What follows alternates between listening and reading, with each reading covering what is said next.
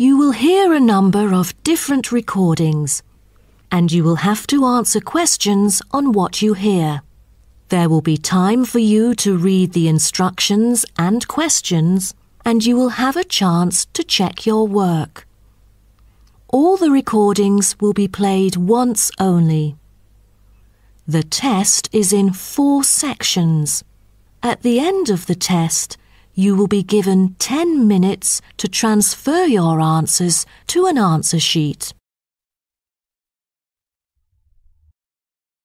Now turn to Section 1. Section 1. You will hear an interviewer asking an interviewee called Lee to do a questionnaire on residency in the North. First, you have some time to look at questions 1 to 5.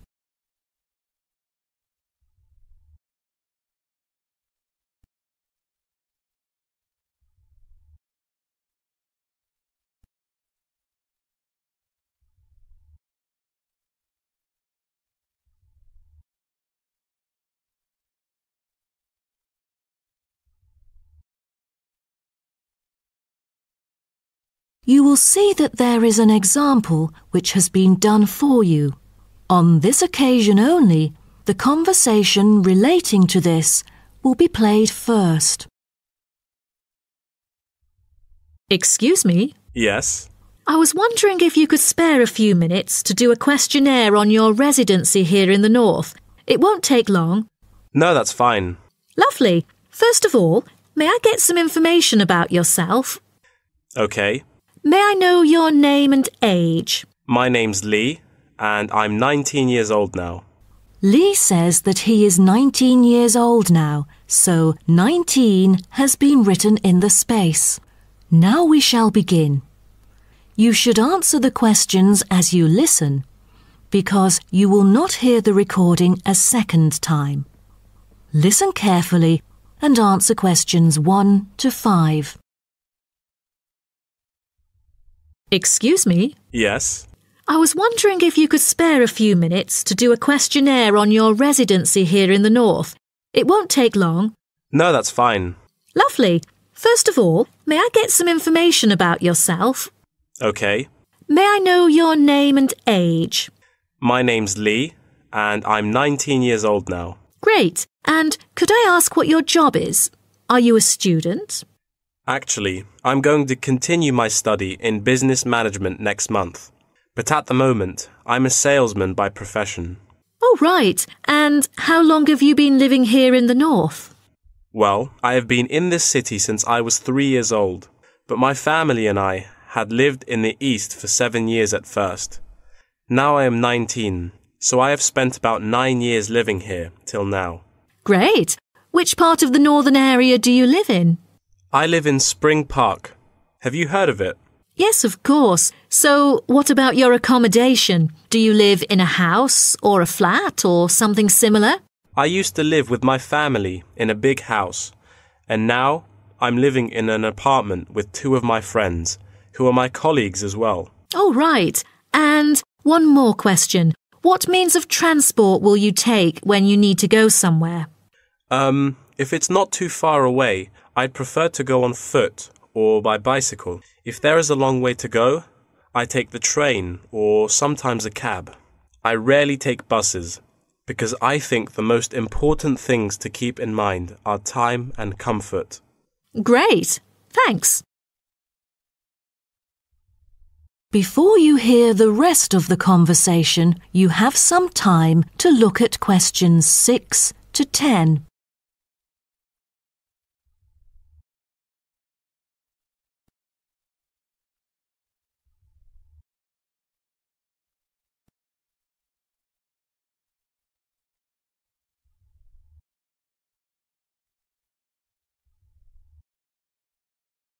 Now listen and answer questions 6 to 10. Now, let's go to the second part of my questionnaire. I'd like you to tell me, how often do you dine out? Is it once a week or several times a year? I'm afraid neither of those options agree with me. I don't often go out for dinner, maybe once a month. Every week just seems too often for me. OK, then where do you usually go for recreation? I often go to places that other people go to. I sometimes go clubbing after work. You know, there are some fantastic clubs nearby. And if you do not have to work during the day, will you go for a show or something? You know, there is a newly built theatre that opened last month in Spring Park, but I rarely go there because it's too expensive. I prefer to go to the cinema to see some of the latest movies. Do you like doing sports? And what is your main form of exercise? I like swimming and I go to the gym occasionally, but I spend most of my spare time sailing. All right. Last question. Have you taken any part-time courses? Yes, because I'm really keen on cartoons.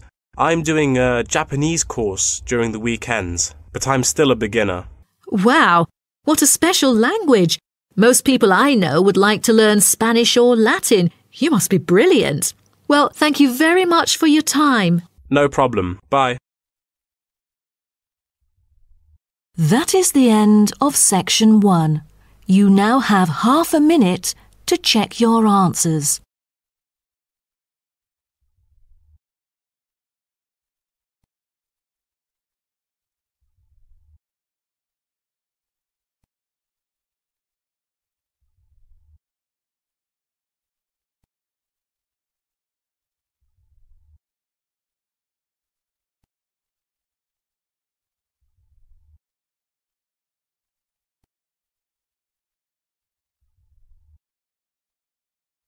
Now turn to Section 2. Section 2. You'll hear a talk about tourism in the mining community. First, you have some time to look at questions 11 to 15.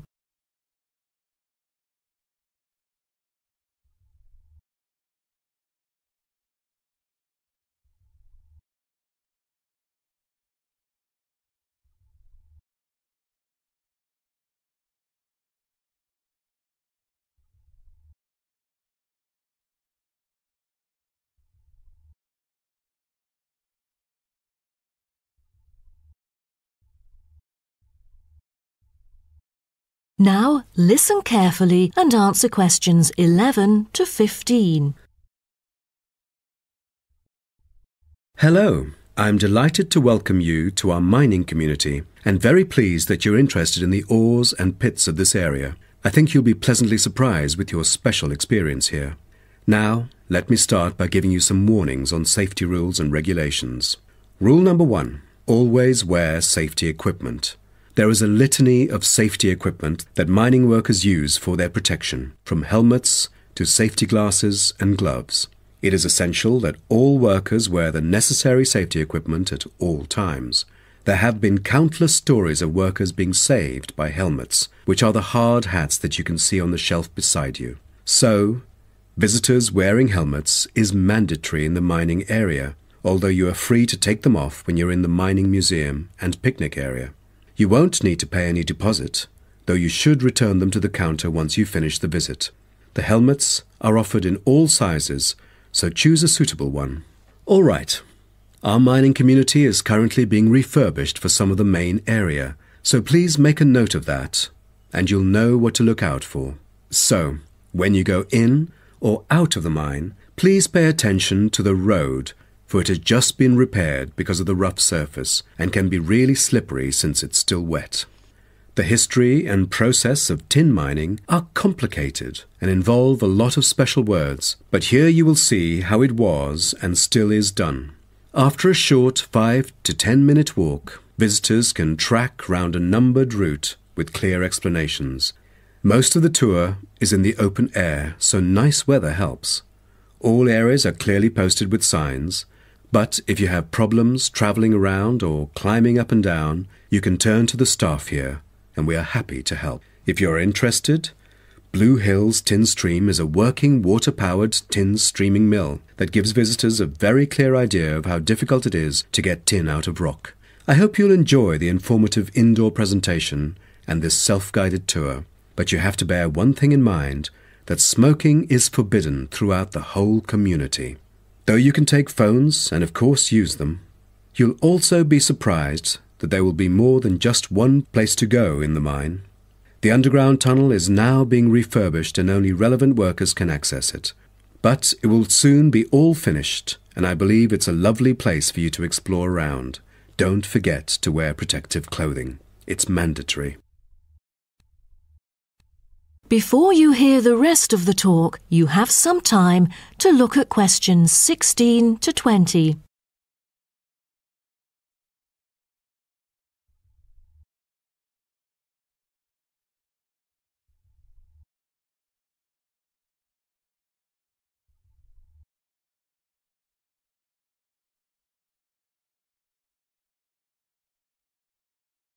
Now listen and answer questions 16 to 20. Now, let's start by seeing where you can go. As you can see on our map in the brochure I've given you, we are here at the reception block. We have a famous mill which is used for making and processing materials such as steel and coal. To visit it, just go straight ahead, north, along the path in front of you, and you'll find it at the end of the path. Now, towards the east, go along the path from our starting point. Turn left to the corner and then turn right.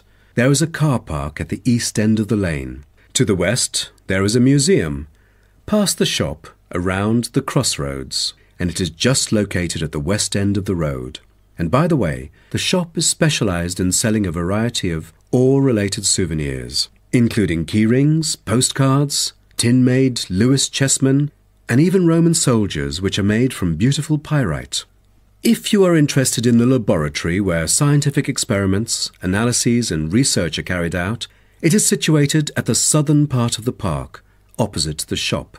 I bet you'll be happy to hear that this laboratory is also used for gold and crystal refinement, so don't miss this one for the sake of it. I assume by this time you'll all need some rest and refreshment. So we have an excellent cafe which caters for delicious food and beverages at the other side of the road next to the shop. Of course, if you want to spend some time in the fresh air, we have a perfect picnic area which is just right and northeast of the reception block. Further east, there is a path leading to the northern part of the park, and at the end of it is the toilet. Now, most of the visitors would choose to use the mailbox and send the beautiful postcards to their friends. To reach it, just...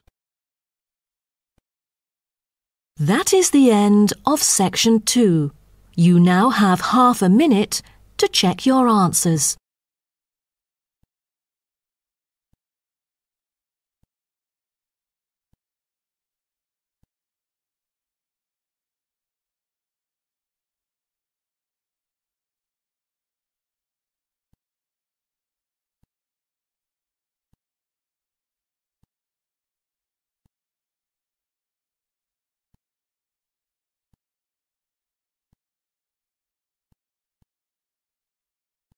Now turn to section 3. Section 3. You will hear two students called Karen and Dave discussing the assignment for their biology class.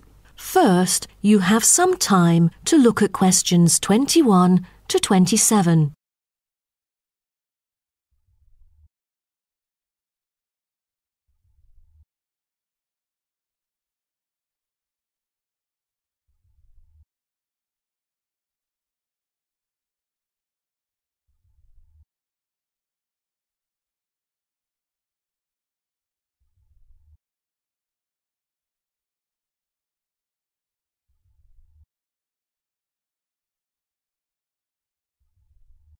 Now, listen carefully and answer questions 21 to 27. Hi, Dave. As you know, I've asked you to come here today to discuss the assignment for our biology class. We must decide what we should do about this very important research work. The whale survey. Yeah, I was also hoping to share some ideas with you. So let's start. OK. I've dug into some journal articles to see what sort of questions we should consider. Most of them include watching time and strongly urge it to be the top concern. What do you say? Yeah, the watching time should be carefully chosen. since I've heard a lot of unnecessary failures concerning picking the wrong time when it all went stormy and murky, and then nothing was seen during the whole field trip. I mean, they could have avoided that easily.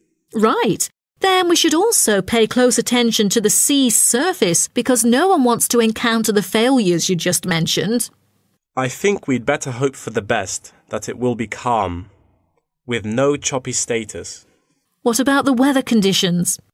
That definitely should be taken into account, as it correlates with all the former factors. Most important of all, as a sighting is made, position and environmental parameters are recorded on standardized sighting pro formats, including time, visibility, position of the ship, using a global positioning system, wind speed, and wind direction. Shouldn't there be a set limit for the visibility level, say 50 meters? Cetaceans are really sensitive to sound. They are able to know that something's coming after them, so they would hide in order to avoid possible danger. So let's make it 100 meters, shall we? Yeah, that might be better. Oh, in that case, we'd also need to pay attention to the appearance of the fishing boats, for all the noise that they would make. That's right. Although observations were regularly made, we know very little about whale vocalization and how they use sound in their behavioral and social interactions. So to understand marine mammals' social interactions, we'll need to use passive acoustic recordings to track and assess the individual behaviors of whales, as well as to identify their appearance. Okay, then what about scales? Oh, for each sighting, the number of animals should be counted. The group size, I mean. Also, we need to identify the species, possible age, and sex of the individuals. Before you hear the rest of the talk, you have some time to look at questions 28 to 30.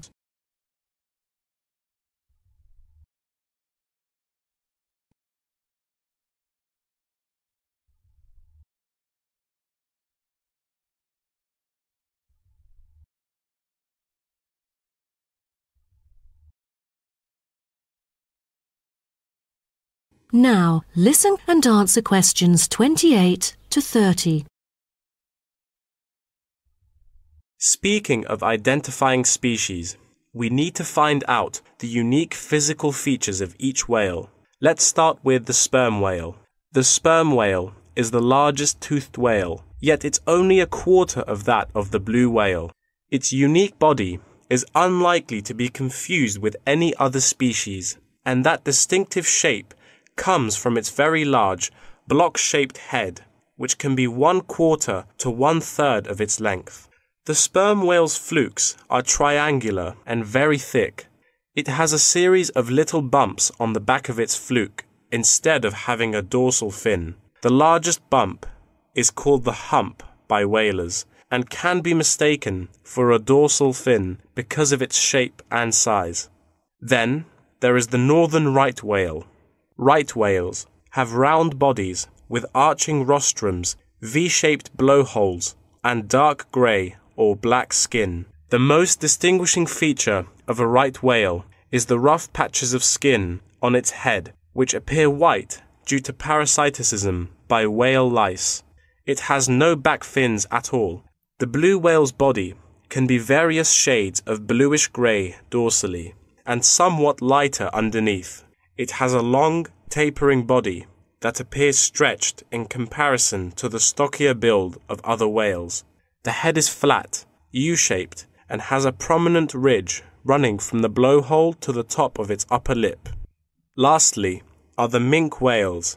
They are the second smallest baleen whale. The minke whale is black, grey or purple in colour. Common minke whales are distinguished from other whales by a white band they have on each flipper. Their long back and tiny dorsal fin, 2/3 of the way down their back, is quite distinctive. That is the end of section 3.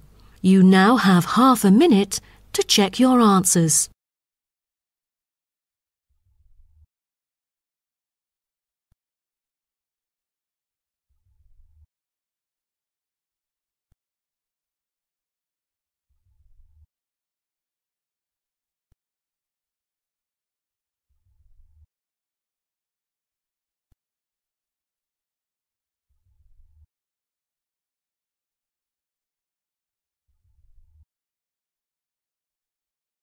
Now turn to Section 4.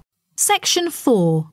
You will hear part of a lecture about the biography of Samuel Cunard and his shipping company. First, you have some time to look at questions 31 to 40.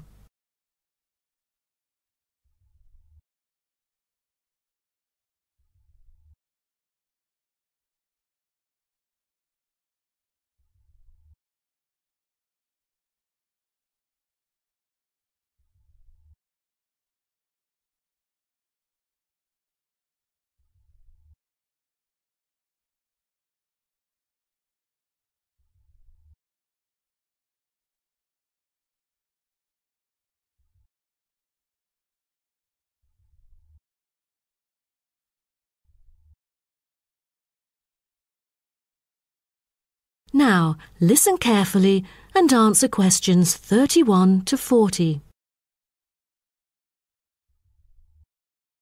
Good morning, class.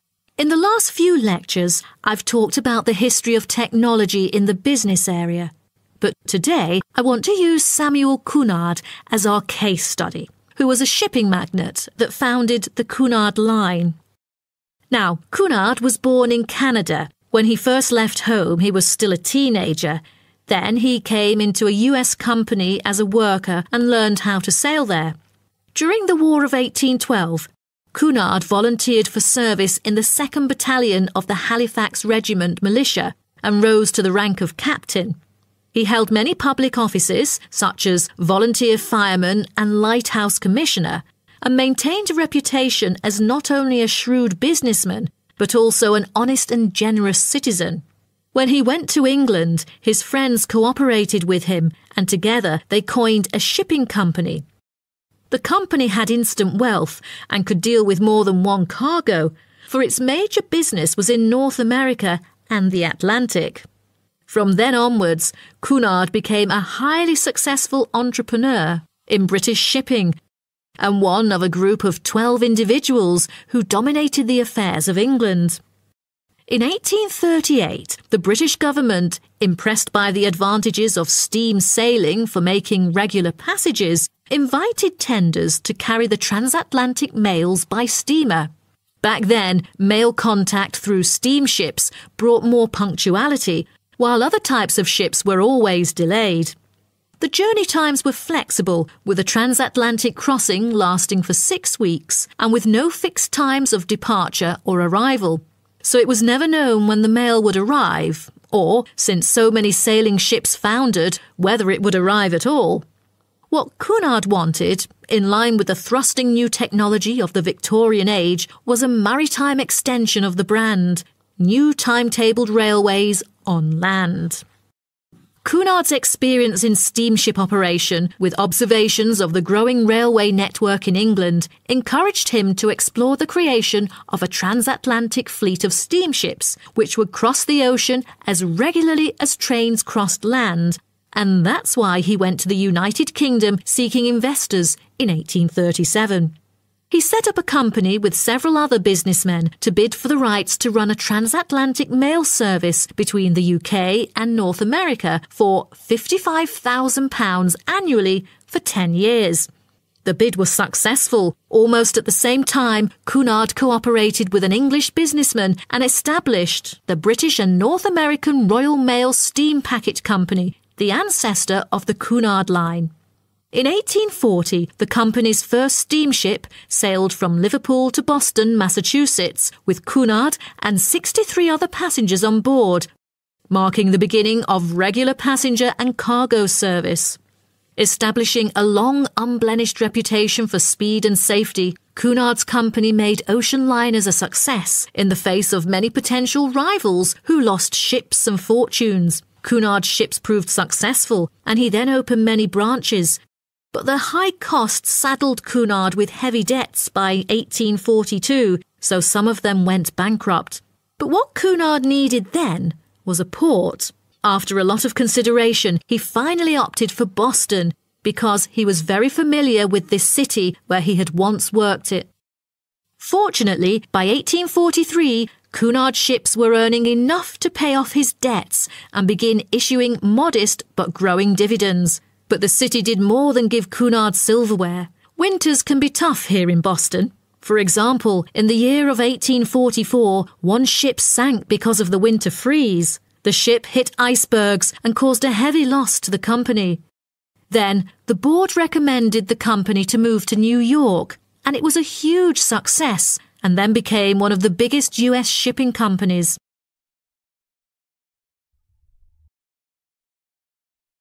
Cunard himself made safety his priority, and to this day, Cunard has never been responsible for the loss of a single passenger or a single mail bag on the Atlantic run. Cunard's conservative nature enabled his company to see off rivals and to take a measured and steady approach when it came to the introduction of new technology like radio communication. In the early years of his career, Cunard took a prominent part in community activities and various charitable organisations, as well as mercantile affairs which extended throughout the Atlantic provinces. Back then, there were hardly any entertainment facilities on board. In order to make sure that the passengers could have a comfortable journey, newspapers were printed on board. Cunard was gratefully remembered for employing his capital in shipbuilding activities in the hard times of the 1830s because this enterprise had circulated money where there would otherwise be poverty and stagnation.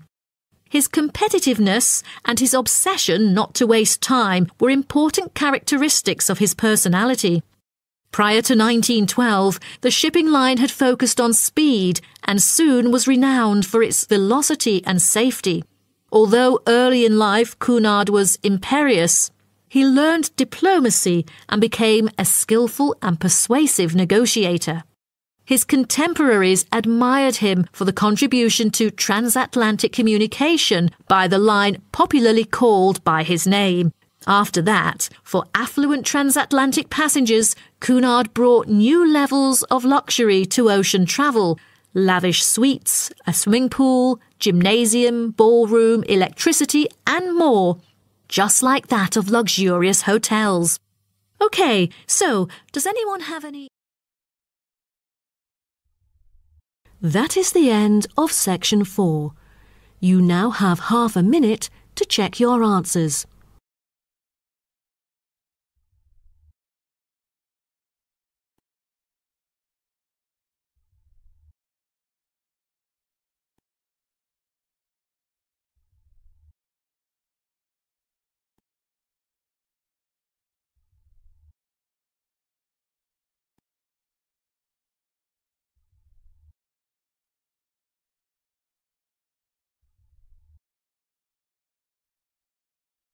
That is the end of the listening test. In the IELTS test, you will now have 10 minutes to transfer your answers to an answer sheet.